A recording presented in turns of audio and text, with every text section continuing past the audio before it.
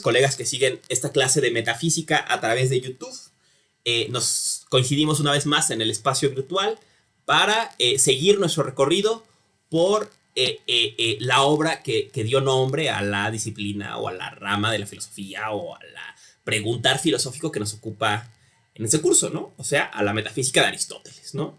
La sesión pasada hicimos un recorrido global por el libro, ¿no? Hablamos un poco del libro 1, del problema de la filosofía primera, del libro 2, del libro 4, todo eso, pero nos enfocamos en el libro 7, ¿no?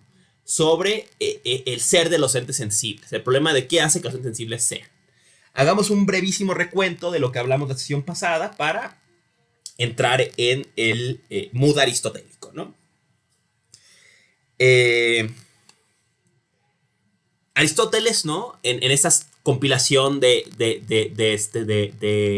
lecciones que forman Casa Andrónico de Rodas en el siglo I, antes de Cristo, que titula Andrónico de Rodas Metafísica, ¿no? Aristóteles busca la filosofía primera, ¿no? O sea, busca el máximo nivel del saber, ¿no?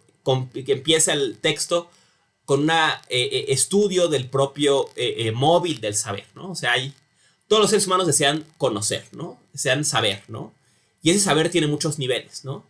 El nivel más elevado es la sofía, ¿no? Que es el saber de las primeras causas y los primeros principios. El saber del arjé, el saber de la pregunta más grande, ¿no? Y entonces Aristóteles va a intentar, de muchas formas, ¿no? Aproximarse a este saber del arjé, de lo primero, de los principios, de las causas, ¿no? Terminará decantándose por la idea de que este saber del arjé tiene que ser el saber del on e on, del ente en tanto que ente, de lo que hace que lo que es sea, ¿no? No preguntamos por cómo lo que es se mueve, cómo lo que es está vivo, sino cómo es que es, ¿no? La pregunta por el on e on, ¿no? Con esta idea, ¿no? en mente, ¿no? Es que nos lanzamos al libro 7, ¿no? El libro 7 vamos a preguntar por el sentido de ente, ¿no? De on, ¿no? Lo que es, ¿no? On, pensándolo como participio, ¿no? ¿Qué significa es? Que algo sea, ¿no? Dice Aristóteles, ¿no? Libro 7, on, que algo sea, se dice en muchos sentidos, ¿no? Se dice, por un lado, de su quiridad y su algo determinado, o sea, de su tiesti, su qué es, su quiridad, y su todo de ti, su este algo, ¿no? Su algo determinado, traduce García Yebra, ¿no? Por un lado, ¿no? Y por otro lado, de sus atributos, cualidades o predicados que se dicen de él, ¿no?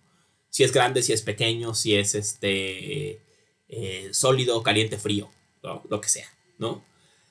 De esta primera división, ¿no? O sea, entonces Aristóteles dice, bueno, es tan cierto que grande o pequeño es como que perro o gato es, ¿no? Pero habrá que reconocer que el sentido fundamental de que algo sea no está en sus cualidades, sino en su quiridad, en su qué es, en lo que sea que lo hace ser lo que es, ¿no? En su carácter de ente determinado, ¿no? Y dice Aristóteles, ¿no? Entonces, la pregunta por el ente, ¿no? La pregunta Titón, ¿no? Tiene que preguntarse por este sentido fundamental, por lo que hace que algo sea algo, ¿no? Y sus cualidades, de algún modo, también son, pero solamente son en tanto que son cualidades de un ente determinado, ¿no? Entonces, ¿qué hace que un ente determinado sea un ente determinado? Pues esa va a ser la cuestión, ¿no? A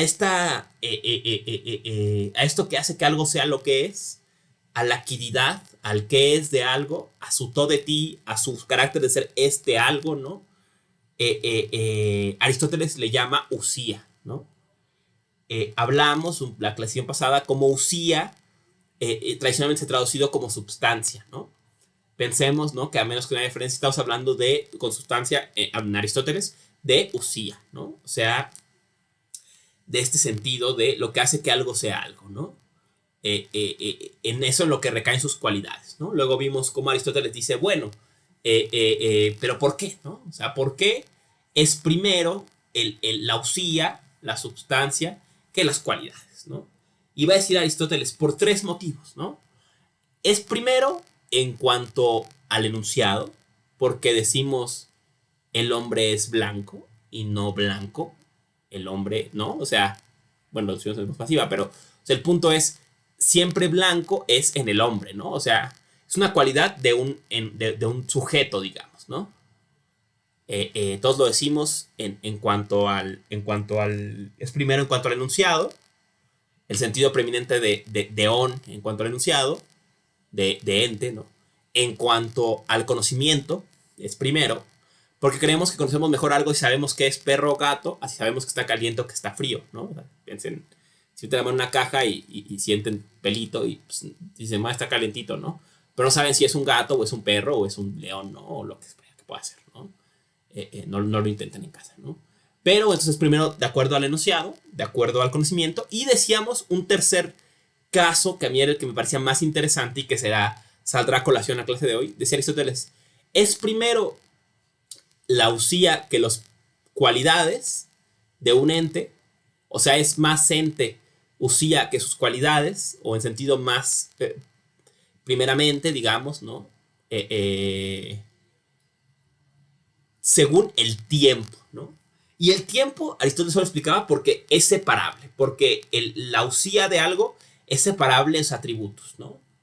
Y les decía que yo me rompí mucho la cabeza, ¿no?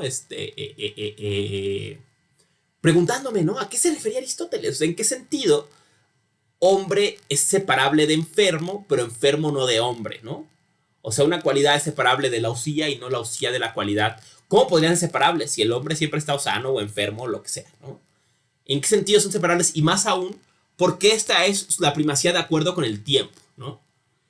Y les decía, ¿no? Que la mejor respuesta que se me ha ocurrido, ¿no? Es que el motivo por el que hombre es separable de enfermo y eso hace que hombre, o sea, la usía, sea primero que la cualidad enfermo, según el tiempo, es que hay un tiempo en que el hombre no está enfermo, luego hay un tiempo en que está enfermo y eventualmente se cura el hombre que estaba enfermo, ¿no? Entonces, hombre sigue existiendo, hombre es, mientras que enfermo va y viene, ¿no? En el tiempo, porque es una cualidad que cambia, mientras que el otro se mantiene siendo lo que es, ¿no? Entonces, pareciera, ¿no? Entonces, que lo que hace que algo sea lo que es, ¿no? Es su persistencia, ¿no? Y no sus cualidades, ¿no? O sea, el hombre está enfermo, está sano, el agua está caliente o fría, pero sigue siendo agua, ¿no? Porque aunque la caliente sigue siendo agua, y luego la dejo ahí la olla, se me olvida en la estufa apagada y se enfría, ¿no? Sigue siendo agua, ¿no? Aunque cambie la cualidad, ¿no? Porque el calor viene y va, ¿no? Pero el agua se queda, ¿no? Entonces, así entiendo yo esto, ¿no? Y esto será crucial para lo que veremos adelante, porque entonces quiere decir que hay una conexión profunda entre el sentido, en la forma en que Aristóteles entiende el ente, lo que hace que un ente sea lo que es, y el tiempo. En otros términos, ¿no? Yo lo he intentado englobar en una frase de mucho caché, ¿no? Para que sea fácil de recordar, ¿no? Para Aristóteles lo que más es, lo que es en sentido primero, siempre, va a ser lo que es más, por más tiempo, lo que más persiste. Lo que más es lo que más persiste, ¿no? Dicho en pocas palabras, ¿no? Después de eso, ¿no? Aristóteles va a seguir su reflexión, ¿no? Concluirá, ¿no? Digamos que llega a decir, bueno, sabemos entonces que la pregunta Tito On, a partir de ahora, y para toda la tradición, la pregunta ¿qué es el ente? Tito On, se ha convertido en la pregunta Tisusías, ¿qué es la substancia? Y les decía, ¿no? Qué curioso que Aristóteles tenía razón, ¿no? O sea, sí legó la labor a la tradición, ¿no? O sea, a partir de este momento, la pregunta no es por el ente, es por la substancia, ¿no? ¿Qué ganamos con esta diferencia? A mi parecer, esto que les acabo de decir, ¿no? O sea, no solamente tenemos la pregunta por el ente, sino la estrategia que hemos de emplear para responderla. Esto es, la pregunta ¿qué es el ente? Si se va a responder de los qué es la substancia, se responde en términos de todo lo que decimos que es, qué es lo que es en sumo grado, y lo que es en sumo grado es lo que menos cambia, lo que más persiste en el tiempo. Y lo que es en menor grado, sin negarle ser, ¿no? Por supuesto, ¿no?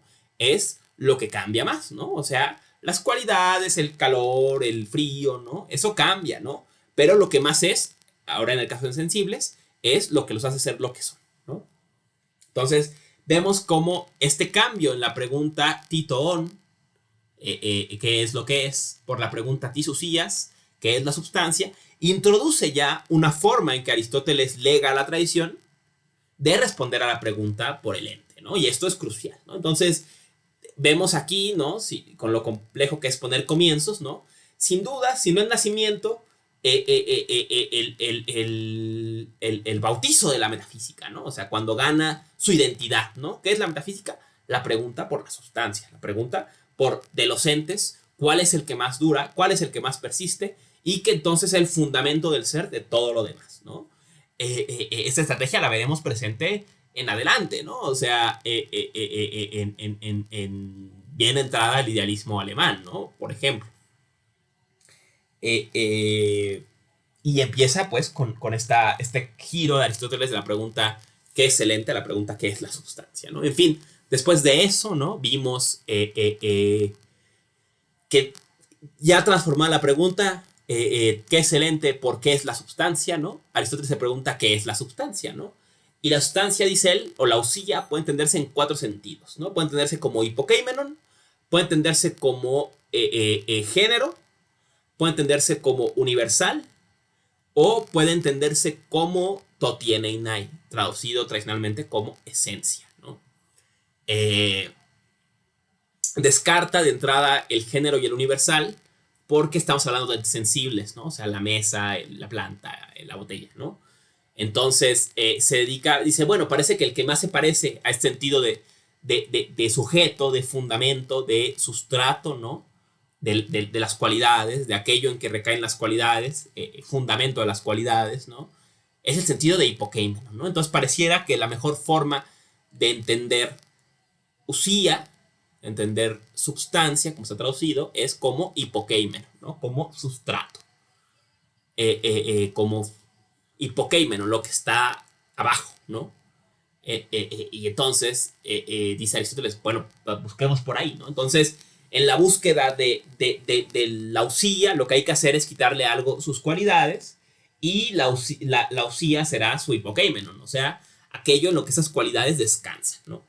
Pero al hacer este ejercicio mental, ¿no? Se lleva a Aristóteles una sorpresa cuando nota que si a un ente le quitamos todas sus cualidades, buscando su hipokeimenon, ¿no? Si rascamos, ¿no? En un ente, quitándole todo, ¿no? Su color, su temperatura, su textura, lo que sea, ¿no? No sé, ¿no? Todas sus cualidades, ¿no?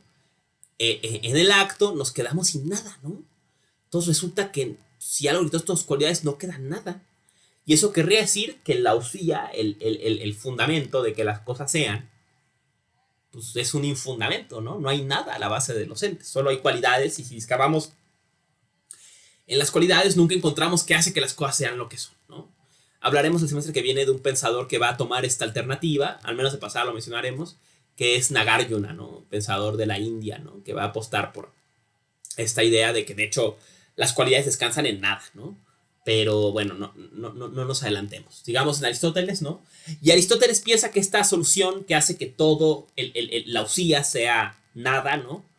Es inaceptable, ¿no? Entonces, hipokeimenon no es posible que sea el sentido fundamental de usía, ¿no? O sea, sustrato no es el sentido fundamental de sustancia. Ahora mencionamos también la curiosidad de que la tradición latina, y de ahí la filosofía en general, ¿no? Utilizara substantia, ¿no? Para traducir usía, ¿no? Siendo que substantia, como la propia forma latina muestra transparentemente para cualquier hablante de lenguas romances, ¿no? Pues tiene la misma estructura que hipokeimenon, ¿no? O sea, substare, ¿no? Lo que está a la base, lo que está hasta abajo, ¿no? Entonces, ¿por qué elegir un sentido maldito, digamos, ¿no? Uno que tiene una consecuencia tan funesta como que las cualidades de los entes están infundadas, ¿no? ¿Por qué elegir este sentido en la traducción de Usía, ¿no? Bueno, no es sugerente sin duda que así la tradición haya traducido Usía, ¿no? Y que se haya quedado así, ¿no? Y que veremos hablar de sustancia a los medievales, a Descartes, a Spinoza, por supuesto, ¿no? A Berkeley, a Kant, ¿no? A Hegel, a Fichte, a Schelling, a Schopenhauer, ¿no? Etc, etc, etc, ¿no? Y que todavía sigue hablando de sustancia por aquí y por allá, ¿no? Siendo que pues, tiene esta génesis tan sugerente, ¿no? El término de sustancia, ¿no? En fin, rematábamos, ¿no? Libro 7, ¿no? Ya para terminar este recuento, y ahorita veo lo que pusieron en el chat, ¿no? Diciendo que si no ha de ser Usía entendido como Hipokeimenon, entonces será mejor que lo entendamos como Toti Eneinai, ¿no? Toti Eneinai se puede traducir literalmente como lo que era ser, ¿no? Vemos cómo hay aquí un desdoblamiento de dos tiempos verbales, ¿no? El TST del que hablamos al principio se convierte en Toti Eneinai, ¿no? Era y ser, ¿no? ¿Qué es el Toti Eneinai? Que la tradición tradujo como esencia, ¿no? Como esencia, ¿no? Es el ser determinado de algo, digamos, lo que hace que algo sea algo, pensado de forma abstracta, o sea, su definición, ¿no? Podemos entender Toti Eneinai como aquellas cualidades que hacen que algo sea lo que es, tal que si perdiera alguna de estas dejaría de ser lo que es, ¿no? Lo que sería idealmente la definición más perfecta de algo, ¿no? Y nos quedamos con esta forma de entender Usía, al menos para los insensibles, y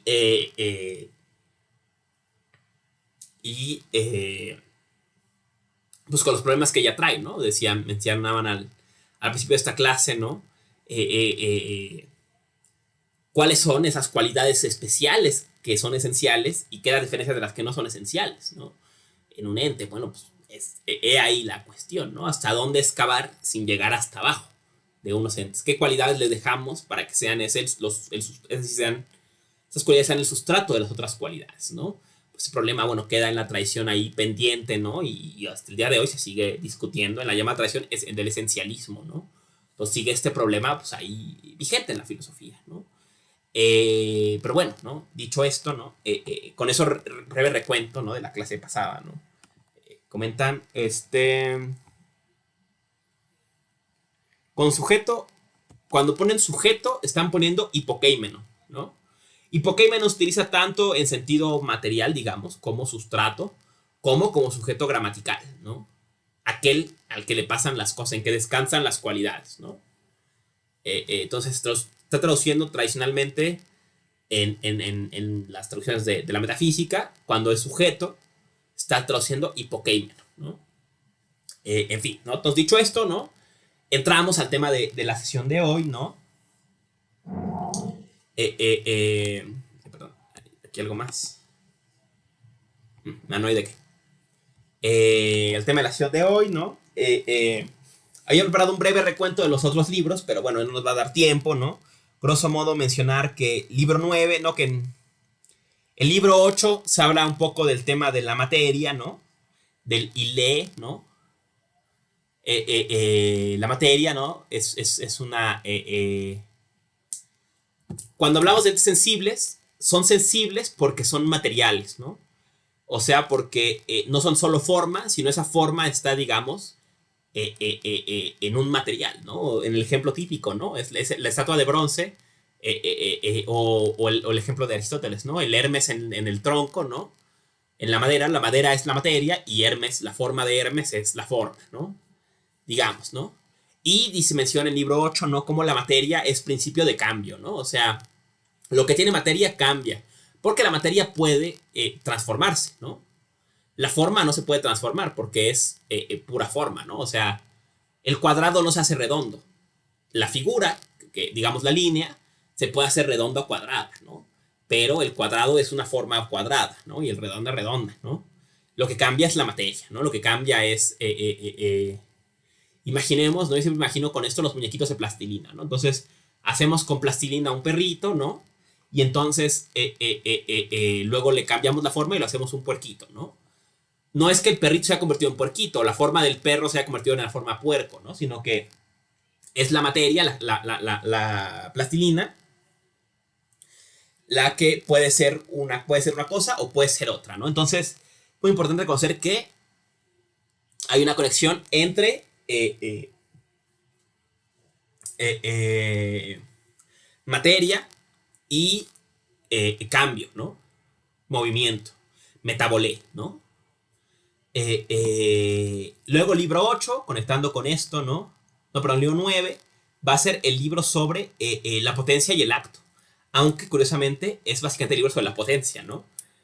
Potencia se dice dynamis, ¿no? Ahora, dynamis hay que entenderla, volviendo al ejercicio que hemos hecho hasta ahora, ¿no? Como posibilidad, como poder, ¿no? Lo que puede hacer algo, ¿no? Suele ser incluso como poder, ¿no? Como tener poder, ¿no? Entonces, dynamis es posibilidad, es poder, ¿no?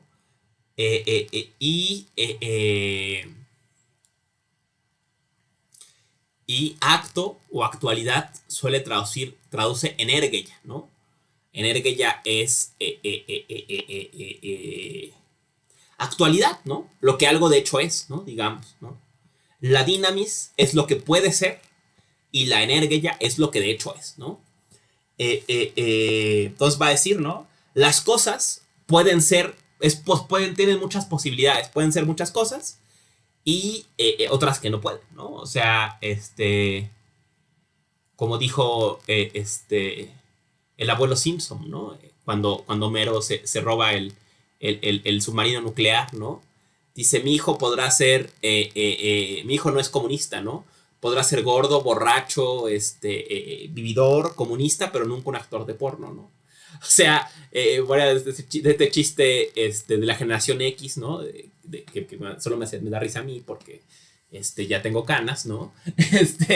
El punto es esto, ¿no? O sea, las cosas, por ejemplo, Homero Simpson puede ser algunas cosas, tiene algunas posibilidades y otras no, ¿no? Tiene ciertas dinámicas, ¿no? Puede hacer algunas cosas y otras no, ¿no? Pensémoslo, ¿no? La harina, ¿no? Que tenemos en la cocina puede volverse un pastel, puede volverse una pizza, puede volverse unos hot cakes, ¿no?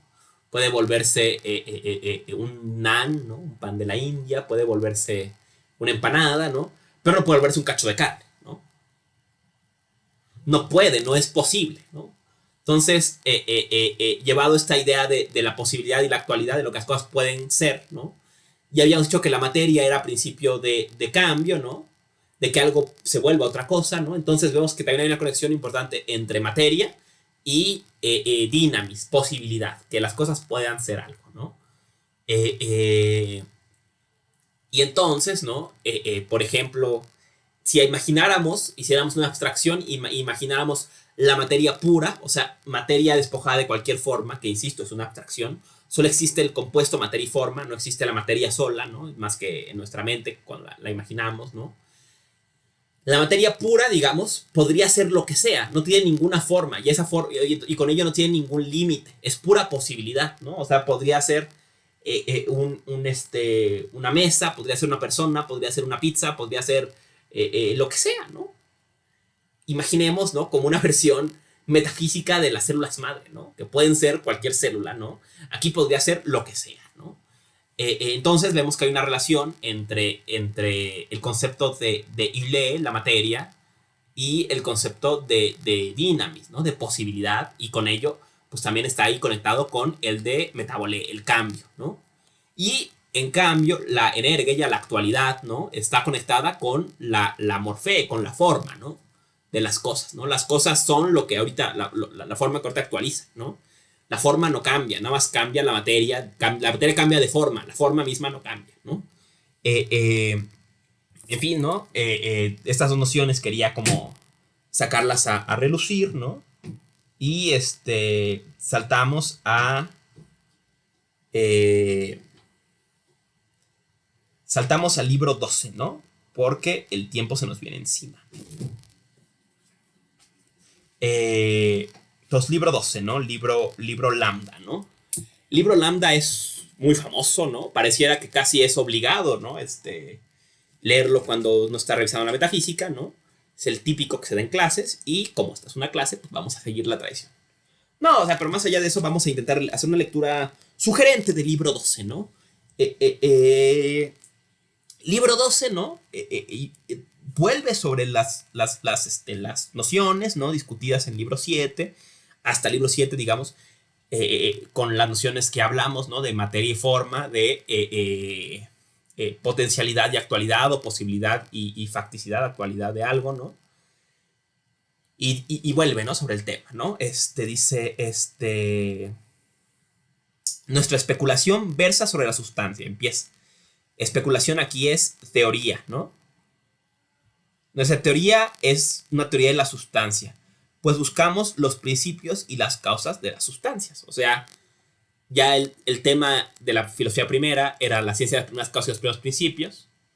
Vimos que ese tema en última instancia es la pregunta por el ente tanto que ente, y ahora sabemos que por ente tanto que ente es la pregunta por la usía, por la sustancia, ¿no? Entonces, queremos entender qué es la usía, ¿no? Y aquí viene el giro importante. Dice esta frase que es enigmática, ¿no? Dice, en efecto, si el universo es como un todo, la sustancia es su primera parte, ¿no?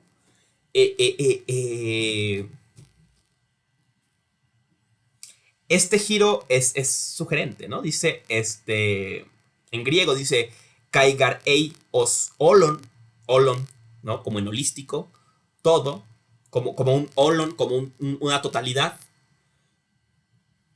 Titopan, o sea, si tomamos todo como una unidad, ¿no?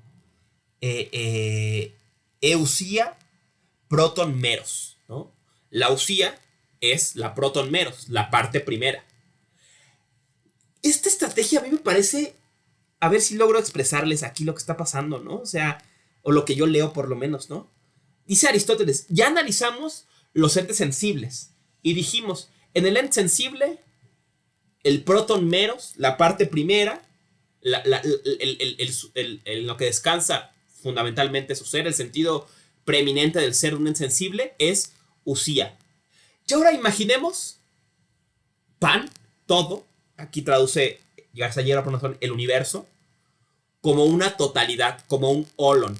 O sea, imaginemos ahora que todo el universo, que todo lo que es un solo ente. La primera parte de todo lo que es sería la usía de todo, no solamente de un ente sensible, ¿no? Entonces ya la pregunta no es por lo que más persiste, lo que más dura en la botella de agua, o en el perro, o en el gato, sino en todo. ¿Qué es la usía de todo? ¿No? ¿Qué es lo que hace? Ya nos preguntamos qué es lo que hace que la botella o que la planta sea. Ahora Aristóteles se pregunta, ¿y qué es lo que hace que todo sea? ¿No? Vemos cómo seguimos en la ambición de la ciencia primera, ¿no? O sea, de la pregunta más grande, ¿no? Tomemos ahora, insisto, ¿no? Tomemos ahora el pan, Tito Pan, como un holon, como una totalidad, ¿no? Y si hacemos eso, descubriremos que la usía es su parte primera, o la que es en sentido sum, ¿no? Su proton meros, ¿no?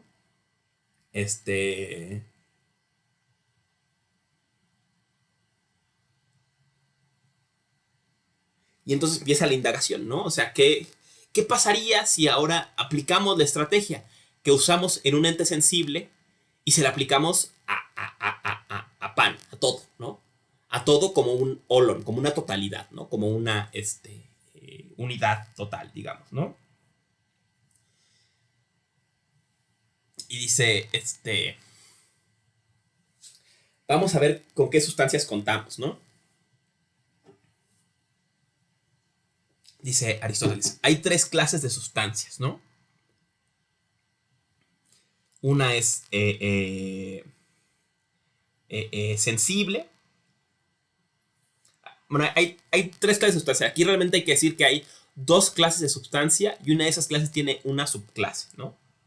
Hay dos clases de sustancias generales, ¿no? Las sensibles y las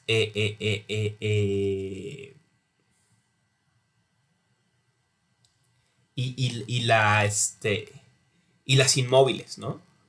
Y dentro de las sensibles hay dos tipos, ¿no? Están las corruptibles y las eternas, ¿no? ¿Cuáles son las sustancias corruptibles? Pues los sensibles, ¿no? O sea, las plantas, las frutas, los vegetales, los seres humanos, ¿no? Todos los que estamos susceptibles a dejar de ser lo que somos, ¿no? O sea, a la corrupción, ¿no? Ahorita hablaremos un poco más de este cambio de la corrupción, ¿no? Pero básicamente los que dejamos de ser lo que somos, ¿no? ¿No? O sea, la planta se marchita, la fruta se pudre y el ser humano se muere, ¿no? Entonces somos seres corruptibles, ¿no? Dice Aristóteles, hay otros entes sensibles que son eternos, ¿no? O sea, que no son corruptibles. Y eventualmente hay un ente sensible, digo, hay un ente que es otro tipo de sustancia, que es aquínetos, ¿no? O sea, inmóvil, que no tiene movimiento, aquínetos, sin movimiento, que no se mueve. O sea, no solamente inmóvil, sino pareciera que no se puede mover, ¿no? Van a notar que esta sustancia no es sensible, ¿no? Todas las sustancias sensibles se mueven, cambian, pero hay otra, ¿no? Que ahorita eso solo postula y luego hablará más de ella, que no se mueve, ¿no? Entonces tenemos dos que se mueven y que son sensibles, y una que no se mueve, de la que todavía no hablaremos, y empieza el análisis, ¿no? Dice la sustancia sensible es mudable y si el cambio se realiza desde los opuestos, ¿no? Entonces aquí vamos a hacer un pequeño análisis del cambio, ¿no? Todas las sustancias sensibles son mudables, o sea, son susceptibles al cambio, ¿no? Aquí traduce cambio, traduce ahorita de 5 metabole, exactamente, o de aistetes usía metabole, o sea, G de aistetes usía metabole, o sea, las usías, las sustancias aistetes o estetes, ¿no? Estete, perdón, o sea, sensibles, ¿no? Metabole. No, perdón, metablete, ¿no? El metabole viene después, metablete, o sea, cambian, ¿no? Todas las sustancias sensibles se mueven, cambian, ¿no? Pensemos cómo esta palabra que llega al español, metabolismo, ¿no? Tiene que ver con distintos tipos de cambios, ¿no? No solamente el movimiento local, que es lo que solemos pensar como movimiento, sino con distintas formas de cambio, ¿no? Esto es lo que va a entender Aristóteles. Cambio va a ser metabolé, ¿no? Entonces, todas las sustancias sensibles cambian de alguna forma, ¿no? Y aquí va Aristóteles a hacer un recuento de lo que ya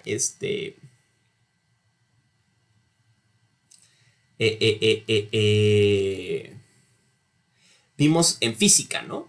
Vuelve sobre temas de la física, ¿no? Dice, las clases de cambio, bueno, número 1, el cambio siempre es de un contrario a otro, ¿no? O sea, las cosas solo cambian de una cosa a su contrario, ¿no? Pensémoslo, bueno, no, vamos a hablar de los 4 tipos de cambio y luego los ilustramos con ejemplos, ¿no?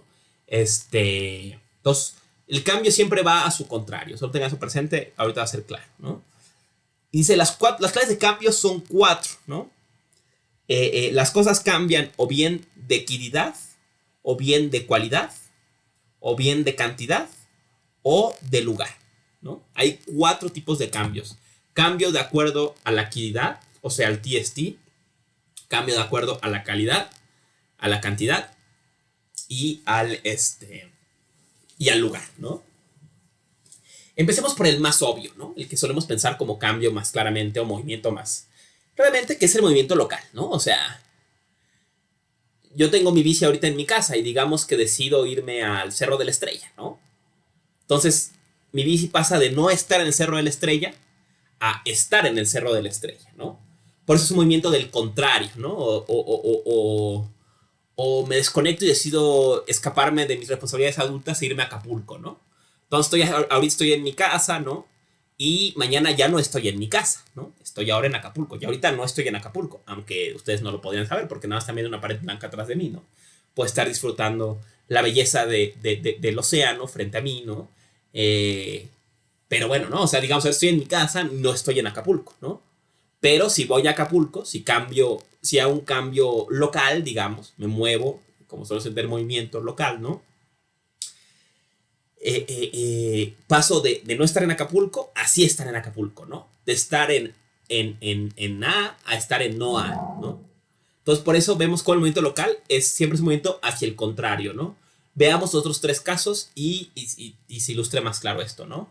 El cambio según la cantidad, ¿no? Bueno, el ejemplo más obvio puede ser el cabello, ¿no? O sea, el cabello crece o lo cortamos, ¿no?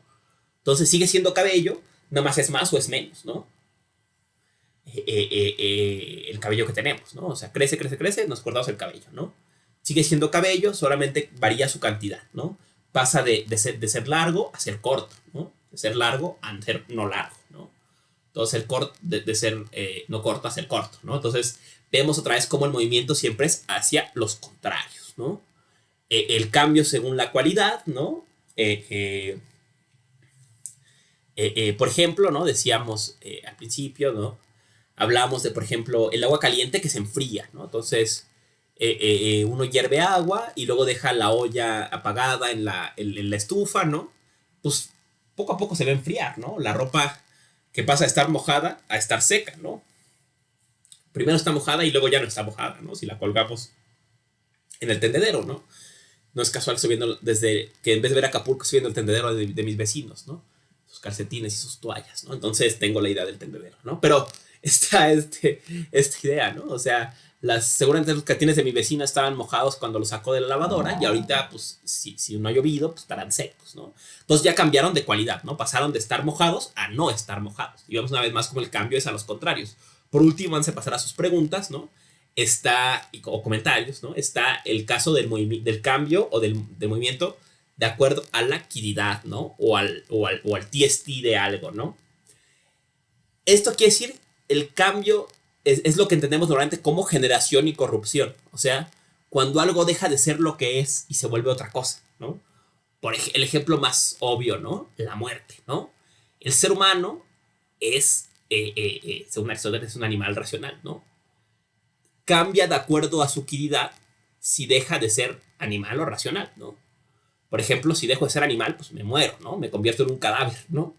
Entonces ya no estoy animado, ¿no? Ya no soy un sol, ¿no? Entonces, es un cambio de acuerdo a la actividad, ¿no? O sea, digamos, todos los cambios son cambios de cualidades. La única diferencia es que el cambio de acuerdo a la actividad, las cualidades que cambian son esenciales. O sea, la cosa deja de ser lo que es para convertirse en otra cosa, ¿no? O sea, el gusano en mariposa, ¿no? El ser humano que se muere, ¿no? La semilla en árbol, ¿no? Ya es otra cosa, ¿no? No solamente es más, sino ya cambió y es completamente diferente o menos, ¿no? Mientras que en el cambio en cantidad, bueno, solo cambian la cantidad, en el cambio de cualidad solamente cambian cualidades accidentales y en el cambio de el lugar, bueno, solo cambia, como lo dice, el lugar, ¿no? O sea, pero todos son hacia el contrario, ¿no? Pasa uno de estar vivo a no estar vivo, pasa uno de estar mojado a no estar mojado, pasa uno de tener el cabello largo a no tenerlo largo, pasa uno de no estar en Acapulco a estar en Acapulco, ¿no? Entonces, insistimos, ¿no? Como todo cambio es hacia el contrario y es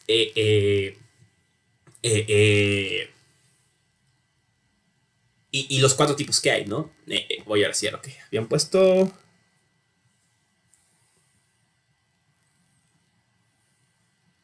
¿Cambio local es cambio de lugar? Sí, ¿no?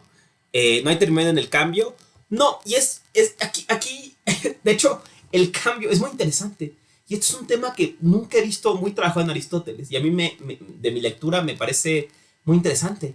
Y es, el cambio existe en un lugar entre la potencia y el acto, ¿no? O sea, Aristóteles conecta, y bueno, ya lo vemos a dónde va, ¿no? Ya lo dijimos un poco, ¿no?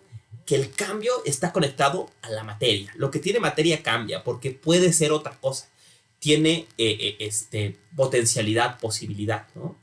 O sea, así como el perrito de plastilina lo puedo convertir en un puerquito de plastilina, ¿no? La materia permite un cambio, ¿no?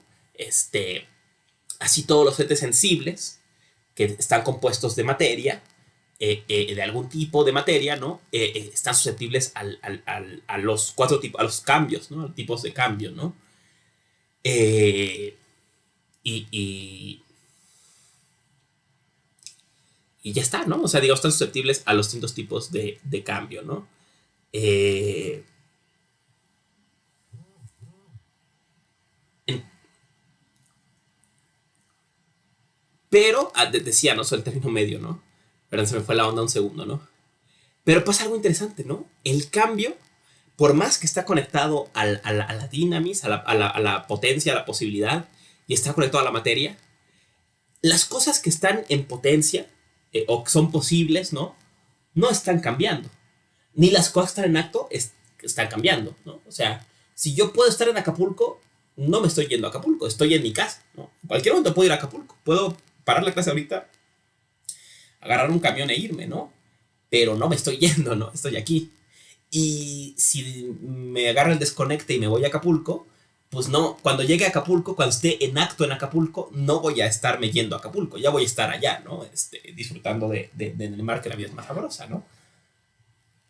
Entonces, eso quiere decir que el movimiento, el metabolé, el cambio y el movimiento son procesos de actualización. O sea, el movimiento y el cambio solamente existen entre la potencia y el acto. Cuando yo estoy en potencia en Acapulco, o sea, cuando estoy en mi casa y puedo irme a Acapulco, no me estoy yendo a Acapulco. Cuando llego a Acapulco, no estoy yéndome a Acapulco, y estoy en Acapulco. Cuando estoy en potencia en Acapulco, no estoy en Acapulco. Cuando estoy en acto en Acapulco, no estoy moviéndome a Acapulco. Solamente existe el movimiento a Acapulco en la carretera del sol. Solamente existe mientras estoy pasando de la potencia al acto, mientras me estoy actualizando, ¿no? Y esto me parece a mí bien interesante, ¿no? O sea, el movimiento solamente existe entre la posibilidad y la actualidad de algo, ¿no? Es el actualizarse de algo, ¿no? El paso de la potencia al acto es la dinamis, el metabolé, ¿no? El cambio, ¿no? El paso de la potencia al acto. No está en la potencia, no está en el acto. En potencia no nos estamos moviendo, en acto no nos estamos moviendo. Es cuando pasamos, cuando una potencia se actualiza, en ese proceso de actualizarse, es que lo estamos moviendo, ¿no? O sea, pensemos en el ejemplo prosaico, ¿no? O sea, cuando estoy vivo, no. Cuando estoy muerto en potencia, no me estoy moviendo. Cuando estoy muerto en acto, tampoco me estoy muriendo, ya estoy muerto, ¿no? La muerte transcurre solamente, el morir solo transcurre en la actualización de la muerte, ¿no? Cuando pasa uno a estar vivo a estar muerto, ¿no? Al menos en estos términos, ¿no? Eh, eh,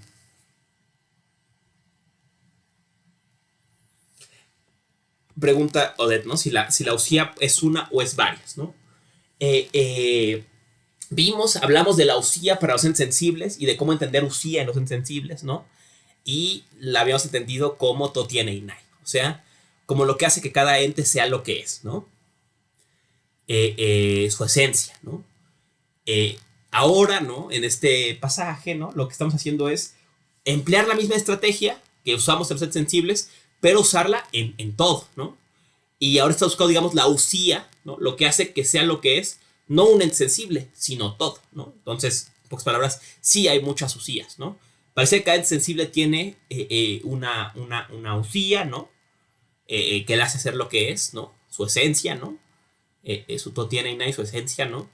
Y ahora nos preguntamos, ¿qué pasaría si la misma pregunta o la misma estrategia que usamos para buscar la usía en el ente sensible, se la aplicamos a todo, ¿no? Al pan, a todo, como un olon, como una totalidad, ¿no? Y eso es lo que está haciendo el libro 12, ¿no? Por eso estamos preguntando, si recuerdas, ¿no? Pensemos, ¿no? Que la estrategia que empleó Aristóteles para encontrar la usía, ¿no? Era la primacía en el tiempo, ¿no? O sea, aquello de un ente que más persiste, que se resiste al cambio, ¿no? El calor y el frío van y vienen, pero el agua siempre es agua, ¿no? Aunque esté caliente o esté fría, ¿no? O sea, el hombre se enferma y se cura, pero sigue siendo hombre, ¿no? La primacía es de acuerdo al tiempo, ¿no? Ahora, Aristóteles lanza el mismo preguntar hacia Olon, hacia todos los entes, ¿no? ¿qué es lo que más persiste de todos los entes? Tal que todas las cosas cambian, ¿no? Incluso cambian tienen metabolé de equidad, o sea, cambian lo que son, ¿no? Pero esto persiste, ¿no? Y de algún modo es el fundamento de su ser, ¿no? Esta es la pregunta que estamos haciendo en el libro 12, ¿no? Y por eso, ¿no? Si se dan cuenta, empieza Aristóteles a inclinarse hacia los entes eternos, ¿no? Hacia cosas que son y que no cambien, ¿no? O que cambien lo menos posible, ¿no? En fin, ¿no? Siguiendo sobre la cuestión, ¿no?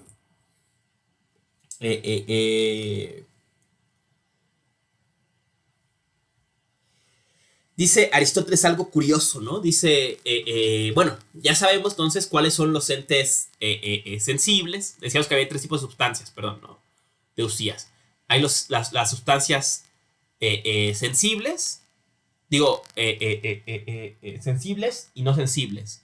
Y a la vez son sustancias susceptibles al cambio y no susceptibles al cambio, ¿no? O sea, es lo mismo. Y dentro de las susceptibles al cambio había 2 subtipos, ¿no? Las corruptibles y las incorruptibles o eternas, ¿no?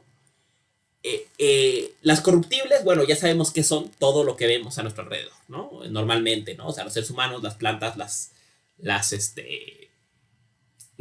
frutas, ¿no? No sé, ¿no? Todas estas cosas que somos susceptibles a la corrupción, los edificios eventualmente se derrumban, ¿no? Eventualmente, no sé, ¿no? O sea, todo lo que vemos a su alrededor es para estar susceptible a la corrupción en algún nivel, ¿no? Pero Aristóteles piensa que hay algún tipo de entes que son sensibles, que de algún modo cambian, pero que no son corruptibles. ¿Cuáles son? Y Aristóteles imagina que son los planetas, ¿no? Él dice, los planetas, los entes supralunares, ¿no? Se mueven, evidentemente, ¿no? Basta contemplar el cielo nocturno para reconocer que se mueven, ¿no? Pero, hasta donde Aristóteles sabía, ¿no? No parecen ser corruptibles, ¿no? O sea, no hay noticias de que se mueran los planetas o dejen de existir los planetas. Entonces, pareciera que esos entes son sensibles, son susceptibles al cambio, ¿no? En este caso, al cambio local, o sea, se mueven simplemente, ¿no? Pero no son corruptibles. Ahora, ¿cómo es esto, no? O sea, ¿cómo es posible que haya un ente que sea sensible, o sea, esté compuesto por materia, pero sea incorruptible, ¿no? La respuesta aristotélica va a ser una respuesta que va a tomar prestada de la tradición griega y que va a estar ahí presente en la cosmología hasta el Renacimiento y más allá, ¿no? Y es el concepto de éter, ¿no? Él va a creer que lo que pasa es que los planetas están compuestos de una sustancia especial, digo una materia especial. Esta materia especial es materia, pero no es corruptible. Y entonces permite que los entes sensibles, eternos, se muevan, tengan movimiento local, pero nada más, ¿no? O sea, no cambian en su cantidad, no cambian en su cualidad y obviamente no cambian en su utilidad, o sea, no dejan de ser lo que son, ¿no? Pero ¿cómo, no?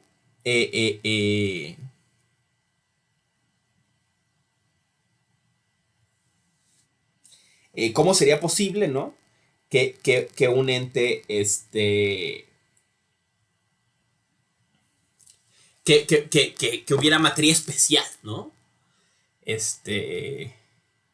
Parece que el propio Aristóteles tiene esa duda, ¿no? O sea, dice, bueno, quién sabe, ¿no? Pareciera que hay que preguntar más bien por estos otros tipos de sustancias de las que hablamos, que son las inmóviles, ¿no? ¿Cómo podría ser una sustancia inmóvil, ¿no? Y entonces Aristóteles empieza a decir, bueno, imaginemos, ¿no?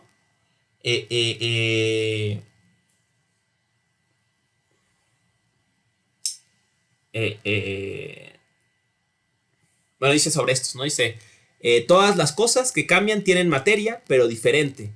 Y de las cosas eternas, las que, no siendo generables, son movibles por traslación, pero materia no generable, sino trasladable. O sea, esta materia mágica especial que no cambia, ¿no? Empieza a decir Aristóteles, bueno, si todo se mueve, ¿no? Si pensamos que todo está en movimiento, ¿no? Participando del metabolé, ¿no? Hay una cosa que es movida, otra cosa que mueve a esa cosa que es movida, y a su vez es movida por otra, ¿no? Y así seguimos la cadena del movimiento, ¿no? De una cosa que mueve a otra, mueve a otra, mueve a otra, mueve a otra. Tendremos que llegar a un, ya saben a dónde vamos, ¿no? Al proton quinontos, ¿no? O sea, al primer motor, al principio del movimiento, ¿no? O sea, algo empieza el movimiento, ¿no?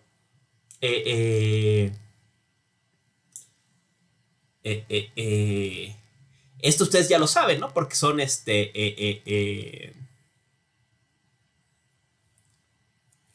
porque han tomado clases de griegos y ya saben que vamos a hablar del primer motor y todo el rollo, ¿no?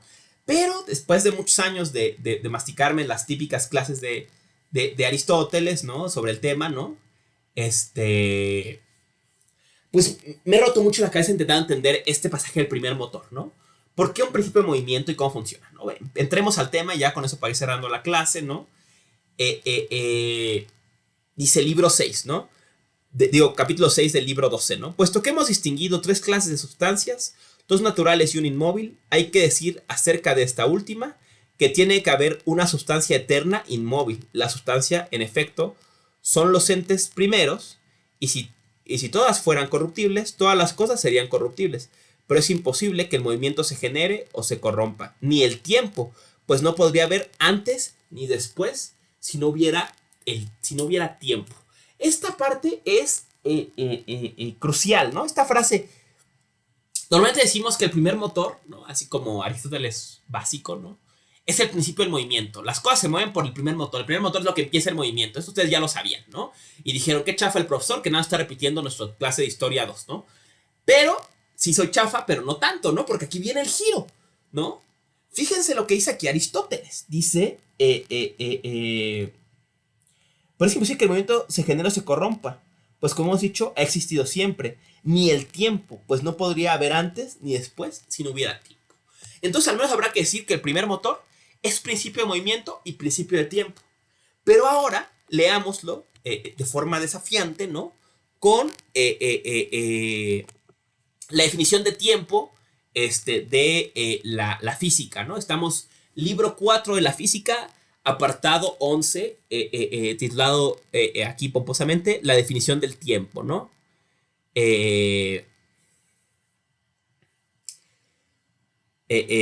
Bueno, vamos a empezar desde el 10, el final del 10, ¿no?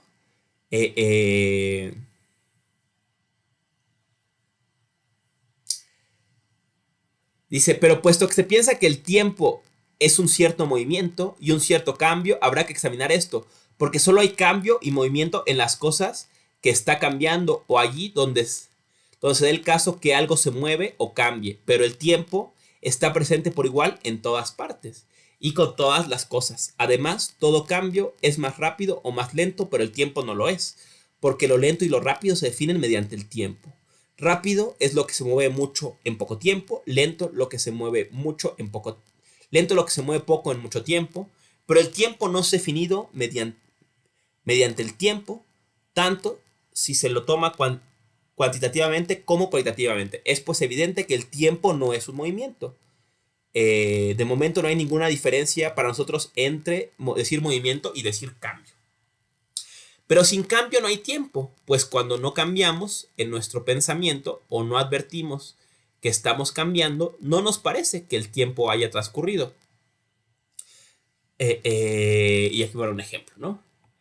El punto es, veamos esta diada, ¿no? Entonces, normalmente nos enseñan, ¿no? Que el primer motor es principio de movimiento. Y aquí dice Aristóteles, bueno, sí, es principio de movimiento, ¿no? Volvemos sobre la frase, ¿no? Las sustancias, en efecto, son los entes primeros, y si todas fueran corruptibles, todas las cosas serían corruptibles. Pero es imposible que el movimiento se genere o se corrompa. Ni el tiempo, pues no podría haber antes ni después si no hubiera tiempo. Entonces pareciera que el tiempo va a jugar un papel más importante que el movimiento en el rol del primer motor, ¿no? Dice Aristóteles, tiene que haber algún tipo de sustancia que no sea corruptible, porque si no fuera así, eso querría decir que todo podría eventualmente corromperse y no quedaría nada, ¿no? ¿Y qué pasaría si no quedara nada? Dice Aristóteles, pues no habría movimiento. Y bueno, si uno lee, dice, bueno, ¿y qué importa eso, no? Dice, pues es que si no hubiera movimiento, tampoco habría tiempo, ¿no? Y eso es absurdo, porque entonces tenemos que decir que hubo un tiempo después del tiempo, ¿no? O antes del tiempo, ¿no? O sea, si todos los seres son corruptibles y pueden o generarse o corromperse, eso quiere decir que el tiempo empezó un día y un día va a acabar el tiempo, ¿no? Y entonces habría que decir, ay, a partir de mañana no hay tiempo. Y eso es absurdo, porque el propia noción de después del tiempo o antes del tiempo son nociones temporales, ¿no? Entonces el tiempo, al menos para Aristóteles, tiene que ser absoluto, ¿no? O sea, no puede haber un tiempo sin tiempo, a pesar de lo que la cumbia nos exige, ¿no?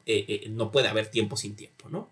En fin, entonces, y dice aquí Aristóteles, ¿no?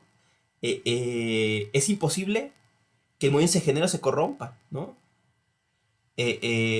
Pues como hemos dicho, ha existido siempre. ¿Pero en qué sentido ha existido siempre, no? Recuerden la frase que acabamos de ver. Dice Aristóteles en Física 10 y 11, ¿no? Es claro que hay una relación entre tiempo y movimiento, porque si no hay movimiento, no percibimos el tiempo, y es a través del tiempo que reconocemos el movimiento. Pero no son lo mismo. ¿Y por qué no son lo mismo? Recuerden, final del libro, de capítulo 10 del libro 4 de la física que acabamos de mencionar, ¿no? No son lo mismo porque hay muchos movimientos, ¿no? Me paro, envejezco, me crece el cabello, me voy a Acapulco, se enfría el agua, se echan a perder mis fresas en el refrigerador, se marchitan mis plantas porque no les hago caso, llego a Acapulco, la humedad se filtra en mi edificio y se empieza a desmoronar, ¿no? Hay un montón de cambios, dice Aristóteles, que empiezan y acaban y no pasa nada, ¿no? O sea, yo ahorita en cuanto acabe la clase me empiezo a ir a Acapulco y en un rato ya estoy en Acapulco y se acabó el movimiento de ir a Acapulco, ¿no? Ya llegué a Acapulco, se finí, ¿no? Entonces que el tiempo, que el cambio tiene que ser eterno, si los cambios siempre están yendo y viniendo. No es que el cambio tenga que ser eterno, es que siempre siempre debe haber algún cambio para que podamos reconocer que hay tiempo, ¿no? Porque ya dijimos, tiempo y movimiento no son lo mismo, tiempo y cambio no son lo mismo, pero si no hay cambio, no reconocemos el movimiento. Si no hay cambio, no reconocemos el tiempo, perdón. Y entonces, el primer motor, o sea, el hecho de que haya un principio de cambio siempre, que siempre esté ahí, que no pueda dejar de estar ahí, que siempre ponga en movimiento o mantenga algún tipo de movimiento en el cosmos, no es tanto principio o sea, es principio de movimiento, por supuesto, de un movimiento, no de todos, ¿no? Todos los movimientos son muy distintos, ¿no? Pero fundamentalmente es principio de tiempo, porque si no hubiera movimiento, no habría tiempo. O sea, si en un momento parara todo el movimiento, pues pararía en el acto el tiempo, y eso es absurdo, porque como dijo Aristóteles, querría decir entonces que tendríamos que decir, el día que todo se corrompa, pues ya a partir de hoy se acaba el tiempo y mañana ya no hay tiempo. Y los conceptos mañana, después, antes, son conceptos temporales. Entonces el tiempo tiene que ser absoluto. Entonces siempre tiene que haber algún movimiento tal que podamos percibir el tiempo, ¿no? Entonces ya se las cambié, ¿no? Ya el primer motor no es principio de movimiento solamente, sino es fundamentalmente principio de tiempo, ¿no? Porque es el tiempo el que sí debe estar siempre ahí, ¿no? El movimiento empieza y termina y hay muchos tipos de movimiento, ¿no? El tiempo es el que no, ¿no? Creo que había algo en el chat, a ver. Está bueno, ahí está Entonces sigue Aristóteles, ¿no? Pareciera, ¿no? Entonces que Aristóteles lo que quiere encontrar, recordemos, ¿no? Recapitulando, ¿no? Estamos preguntando, ¿qué pasaría si tratáramos a todo como una totalidad, ¿no? Si como hicimos con el lente sensible y buscáramos lo que hace que sea la usía del lente sensible, ahora buscáramos la usía de todo, del cosmos completo que fuera un solo ente. ¿Cuál sería esa usía? Dice Aristóteles, pues será su principio de movimiento y de tiempo. Hay algo que siempre es, ¿no? Que no es corruptible, y que en tanto que no es corruptible, es principio de movimiento, siempre está en movimiento, o permite, o inicia el movimiento, y en ese iniciar el movimiento es principio de tiempo, ¿no? Entonces, esa sería la usía, esa es la usía de todo, ¿no? No de solo un ente o otro ente sensible, ¿no? Pensemos otra vez en la noción de usía, ¿no? La usía es lo que más persiste de un ente, lo que menos cambia, ¿no? Lo que si cambiara el ente dejaría de ser lo que es. La usía de todo, del cosmos, es lo que en el cosmos menos cambia, lo que no puede cambiar, porque si cambiara, en este caso si fuera corruptible, correría el riesgo de que no hubiera absolutos. En este caso un absoluto, al menos que reconocemos ya, es el tiempo, porque no puede haber antes del tiempo ni después del tiempo. Entonces el tiempo tiene que ser absoluto y tiene que haber entonces un algo que persista en sumo grado, ¿no? O sea, que no pueda corromperse, ¿no? Pareciera, ¿no? De entrada, que la solución más obvia es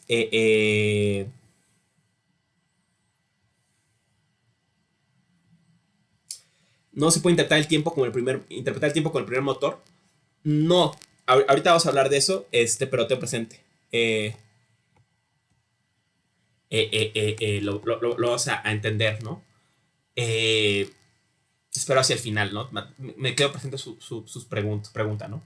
El tema, ¿no? Entonces pareciera que la respuesta más obvia a la pregunta, ¿cuál es el principio del tiempo? ¿Qué es eso que siempre está que siempre es principio de movimiento, con ello que permite que percibamos el tiempo y que no es corruptible? Pareciera que la respuesta más obvia es los planetas, ¿no? Ya dijimos que los planetas se mueven, pero no son corruptibles, por una razón muy rara que Aristóteles no logra explicar. Y sin duda, ¿no? Pues son los planetas los principios de que percibamos el tiempo. Es el movimiento de los planetas, es el movimiento que más claramente nos hace percibir el tiempo, ¿no? No en vano hablamos de días, meses y años, ¿no? Que al final de cuentas son nociones cósmicas, ¿no? Conectadas a los astros, ¿no? Entonces, ¿no? Pues pareciera que ya, ¿no? O sea, que bastaría con los planetas para responder a la pregunta, ¿no? Pero Aristóteles no se queda ahí, dice, algo debe mover los planetas, ¿no? Pareciera, yo siempre he pensado que el propio Aristóteles duda de su explicación del éter, ¿no? Como que es muy complicado explicar una materia mágica especial que impida que los planetas, que permite que sí se muevan localmente, pero no permite que se corrompan, ¿no? Pareciera que una vez que abrimos lugar al movimiento, hay que abrirle lugar a todo el movimiento, ¿no? A todo el cambio en todas sus 4 dimensiones, ¿no? Entonces, habrá que pensar, ¿no? O sea, hay algo entonces que debe ser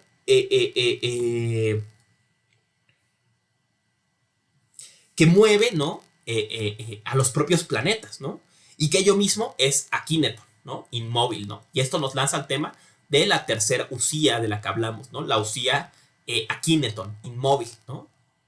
Y la usía inmóvil, ¿no? Dice él, debe ser debe ser inmaterial, o sea, no debe tener ninguna posibilidad, ningún lugar para el cambio y con ello para la corrupción.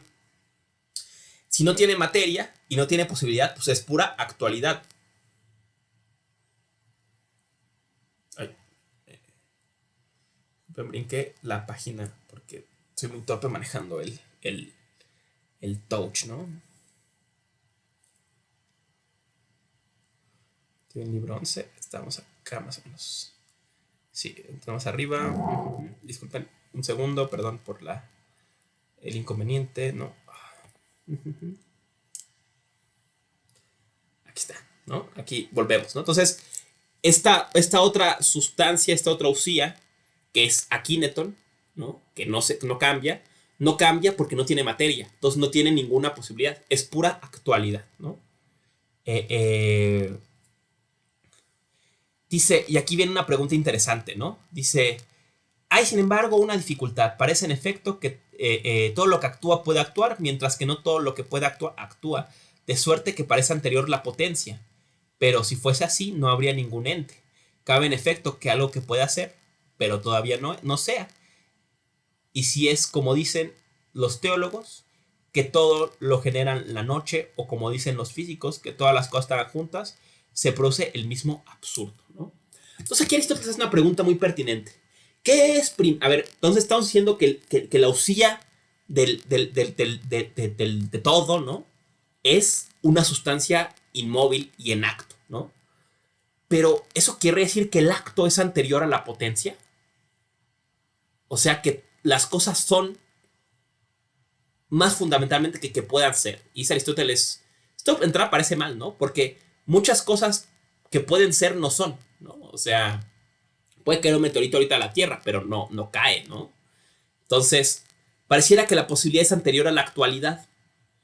Pero dice, si ese fuera el caso, si todo pudiera ser antes de ser, querría decir entonces que no habría entes, dice él, porque si todo lo que puede ser hay un tiempo en que no fue, entonces hubo un tiempo en que nada fue. Y la consecuencia sería que entonces todo vendría de la noche, dice él, ¿no? O bien una referencia a Hesíodo, ¿no? Todo vendría de la nada, ¿no? Una vez más, ¿no? Aristóteles siempre choca con esta posibilidad de que la usía sea nada, ¿no? Y él no la puede aceptar, ¿no?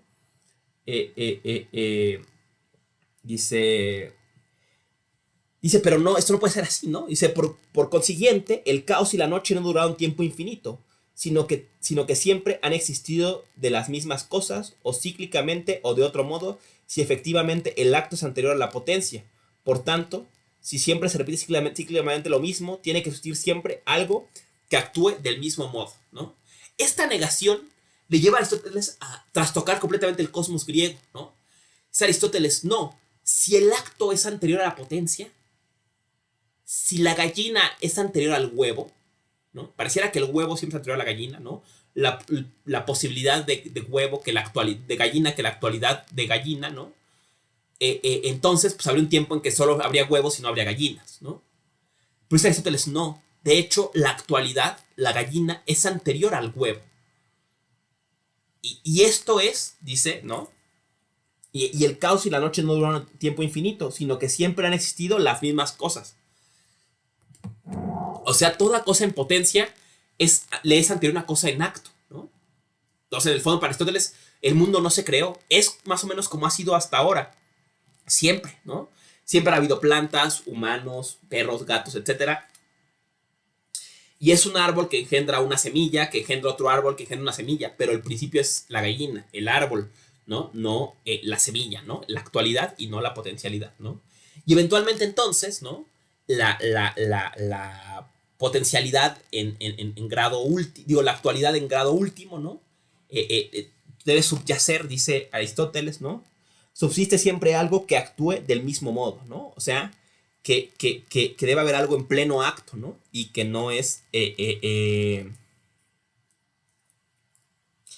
Dice, por consiguiente, el primer cielo será eterno, por tanto hay también algo que mueve, y puesto que lo que se mueve y mueve es intermedio, tiene que haber algo que sin moverse mueva, que sea eterno, sustancia y acto. Y termino con una cuestión, ¿no? Dos cuestiones más ya para dejarles en paz, ¿no? Bueno, una cuestión más ya para dejarles en paz. La otra la comento la semana que viene, porque ya se hizo muy larga la clase. Entonces, dice Aristóteles, el principio de movimiento, ¿no? Lo que mueve eventualmente la esfera de los astros y todo, ¿no? Mueve y ello mismo no es movido, es principio de movimiento, es literalmente el arjé, ¿no? Si nos regresamos en la línea de los movimientos, es lo que mueve, pero ello mismo nada lo mueve, ¿no? Y no mueve, digo, no es movido porque es en puro acto, ¿no? Y es inmaterial, ¿no? Y aquí viene esta famosa frase, ¿no? Dice, ¿cómo mueve el primer motor, no? El primer motor no entenderse como una causa eficiente mecánica, ¿no? Como un motor, literalmente, ¿no? Mueve, dice él, como lo deseado y lo inteligible. Mueve sin ser movido. Dice en griego, kinei de odo, orecton, kai, noeton, kinei, uk, kinomena, ¿no? O sea, mueve sin ser movido, mueve como lo deseado o lo inteligible, ¿no? Esta frase, bueno, ha sido objeto de interpretaciones, sin fin de interpretaciones, ¿no? Imaginemos, ¿no? Por ejemplo, cuando nos gusta alguien, ¿no? A mí me gusta Pedro, por decirlo, ¿no? Pedro está muy guapo y yo pues quiero ligarme a Pedro, ¿no? Entonces Pedro me mueve a hacer muchas cosas, ¿no? Meterme a cursos que igual no me interesan, quedarme hasta tarde esperando el metro, comprarle flores, hacerle poemas, ¿no? Un montón de cosas, porque deseo a Pedro, ¿no? Pero Pedro no me mueve como, no me empuja. O sea, Pedro no es una causa eficiente. Pedro me mueve como causa final, porque mi fin es ligarme a Pedro. Y entonces Pedro me mueve a hacer un montón de cosas. Pero no porque me empuje, ¿no? Como un engrane mueve otro engrane. Mueve por el deseo, ¿no? O una versión más sublime de esta explicación, ¿no? Como lo inteligible. Imaginemos la libertad o la justicia, ¿no? O sea, sin número de personas, ¿no? Han dado la vida y pasado sin número de vejaciones, ¿no? Por la justicia, ¿no? Por la libertad, por el comunismo libertario, por lo que sea, ¿no? Pero ni la libertad, ni la justicia, ni la igualdad, ni el comunismo libertario son engranes que nos empujan, ¿no? O sea, la libertad nunca te dice, no, no, no, vete a aventar una bomba molotov a los policías, ¿no? Te mueve como causa final, porque tú deseas alcanzarlo, ¿no? Entonces mueve sin ser movido, ¿no? Entonces, así mueve el primer motor, ¿no? Y remato con esta provocación. ¿Qué quiere decir esto? Dice Aristóteles, ¿no? De adelante. Para nosotros la actividad del primer motor es pensar, ¿no? Pensarse. Y el primer motor hace siempre lo que nosotros hacemos solo en pocos ratos, ¿no? Pensar. Y más adelante dirá, este primer motor, más que como un engrane, más que como un motor mecánico, hay que pensarlo como un ideal, como el bien, ¿no? Todas las cosas van hacia el bien, van a realizar su entelequia, ¿no? Su telo, su fin, actualizarse plenamente, ¿no? Por eso, para nosotros, el primer motor lo vemos como pensante, porque para nosotros la actividad propia es ser logos, ¿no? Pensar, razonar, ¿no? Y queremos emular al primer motor, ¿no? Y así mueve el primer motor, ¿no? Es como, primero el primer motor como la idea, digamos, o el ideal de la perfección. Y entonces todo quiere emular esa perfección, y por eso los planetas que se mueven lo emulan con sus órbitas perfectas, ¿no? Que piensa Aristóteles que es lo más cercano a estar inmóviles, es la rotación, ¿no? Y así el ser humano emula al primer motor pensando, ¿no? Intentando alcanzar su estado óptimo, ¿no? Y así, ¿no? El primer motor, como el bien, mueve como lo deseado y lo inteligible, ¿no? Y este sería, pues, para Aristóteles, la osía del mundo, ¿no? El primer motor. Y dirá, ¿no? Para rematar, ¿no? Si algo hay que llamar Dios, es a esto, ¿no? El Dios aristotélico es el principio del tiempo, el principio del movimiento, y es, en el fondo, el ideal de la perfección, del bien, ¿no?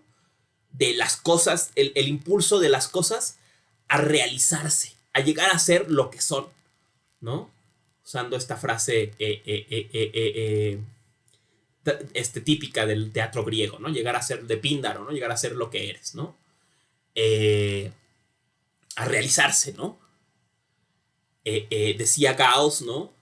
Que haciéndose eco de Genófanes, ¿no? Que si los elefantes pudieran pintar, harían dioses elefantes, ¿no? Los guerreros hicieron dioses guerreros, ¿no? Y vino un filósofo que hizo de Dios pensador, ¿no? E hizo de la actividad de pensar la actividad óptima, preeminente del ser humano, ¿no? No en vano dirá, ¿no? Que si la filosofía primera sería el saber envidiado por los dioses, ¿no? Si fuera posible este saber, sería el saber más envidiado por los dioses, el don más envidiado por los dioses, ¿no? Termino con esta última frase, perdonen estos 10 minutos que les arrebaté de su vida, ¿no? Extras. Entonces, Aristóteles termina con llega a esta conclusión, ¿no? O sea, ser, vamos a buscar el ser, lo que hace que algo sea lo que es, el ente, ¿no? Lo vamos a buscar a través de la persistencia, ¿no? Vamos a buscarlo en lo que más dura. Cuando lo hacemos en un ente sensible, llegamos a su esencia, ¿no? A esas cualidades que lo hacen ser lo que es y no otra cosa. Si la misma estrategia se la aplicamos a todo, a Olon, a la totalidad, ¿no? El resultado es, ¿no? Que que el ser del mundo, digamos, la usía del universo, ¿no? La usía de todo, es este principio de pura actualidad, ¿no? Y es Dios, ¿no? O sea, lo que hace que todas las cosas sean lo que son es Dios. En pocas palabras, dirá Heidegger, ¿no? Que así inaugura Aristóteles la tradición de las trascendencias, ¿no? De poder el ser de los entes en un ente especial. En este caso, el primero en la cadena en tanto trascendente, o sea, Dios. Veremos la próxima clase qué pasa cuando se usa la misma estrategia, pero no se cae en el ente trascendente en Dios, sino en el trascendental, ¿no? En la subjetividad, ¿no? En el ente que se representa a todo, no en el que le da ser a todo en tanto fundamento trascendente, sino en el que se representa todo como fundamento trascendental, ¿no? En fin, hablaremos un poco más en la próxima clase, porque ya me alargué demasiado, pero disculpen, espero no haya sido muy pesado. Veo sus preguntas al final ahorita. Solo les dejo, próxima clase, por favor, lean meditaciones de Descartes, ¿no? Las meditaciones metafísicas de Descartes. La primera, la segunda y si pueden la tercera. Vamos a ver las primeras tres. Vamos a ver un poco más sobre vamos a hablar sobre los principios. Vamos a hablar un poquito sobre el tema de la teoría de los espíritus animales, todo ese rollo. Pero básicamente vamos a ver el tema del cogito ergo sum, ¿no? O sea, esta noción y la revolución que eso trae. Y lean eso, ¿no? Y si pueden, lean... dejémoslo en eso. Lean Descartes, nada más. No nos hagamos bolas. Sí, en el temario vienen también los pasajes de Berkeley. Son pocos, son como 3, 4 parágrafos. Si pueden, léanlos. No están de más, son muy breves. No los tengo ahorita presentes exacto cuáles son, por eso no los dije, ¿no? Pero bueno, si nada más pueden leer a Descartes es más que suficiente, ¿no? Y próxima clase intento cerrar un poquito más lo de Aristóteles porque no quedé muy conforme con el remate de esta clase porque fue demasiado rápido, ¿no?